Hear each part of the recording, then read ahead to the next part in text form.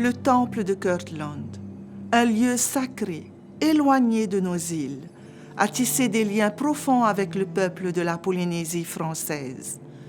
Lors des conférences mondiales aux États-Unis, de nombreux Polynésiens ont eu l'opportunité de faire un détour dans une partie de l'histoire, en explorant les sites historiques et en s'imprégnant de la spiritualité du temple de Kirtland.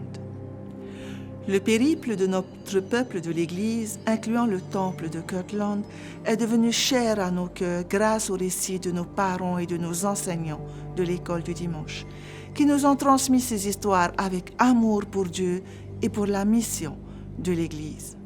Je me souviens des moments précieux passés dans des classes à la chapelle de Tarona ou au sein des congrégations des îles, où nous entendions l'histoire du temple de Kirtland.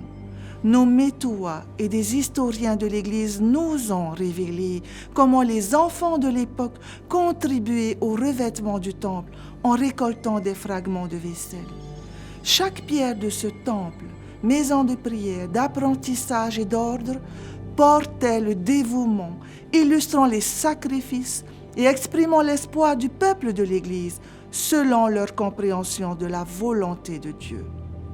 Une autre partie émouvante de cette histoire du temple de Kirtland est le moment de son inauguration, où tous sont restés des heures à écouter les sermons. Et dans nos moments de classe en Polynésie, nous aimions conclure les cours sur ce sujet par le chant « Maite awahi urara te varua ».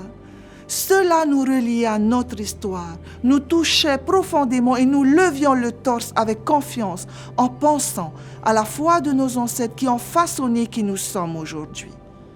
Pour le Polynésien, l'histoire est intrinsèque à notre culture et indissociable de notre parcours de foi. La vente du temple de Kirtland suscite des interrogations sur notre avenir. Mais au cœur de cette incertitude, l'espoir émerge. Selon mon humble cheminement de disciple, je crois que notre histoire, forgée par la foi et le sacrifice, réside également dans notre essence. La connexion avec le temple de Kirtland demeure. L'attachement à notre histoire sacrée persiste et est profondément intégré en nous, car nous portons les valeurs qui ont édifié ce temple. L'espoir réside dans cette opportunité de transformation, une ouverture vers de nouvelles promesses et opportunités. Et j'invite à l'espoir même dans l'inconnu.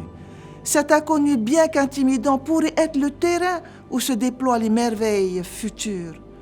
Et plutôt qu'une rupture, cette transition est une étape vers la continuité. Une invitation pleine d'espoir à réimaginer notre mission en accord avec les impératifs prophétiques qui ont marqué notre histoire.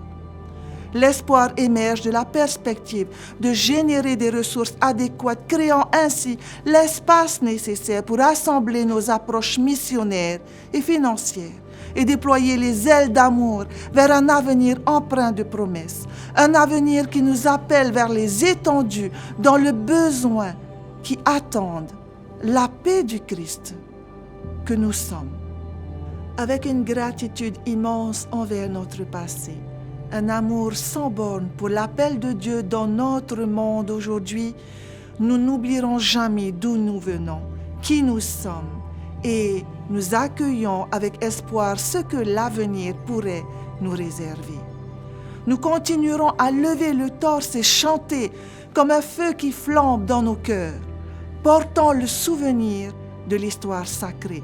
Avançons avec tout ce qui forge notre identité aujourd'hui, les mains tendues vers l'avenir, chargées de promesses et d'espoir.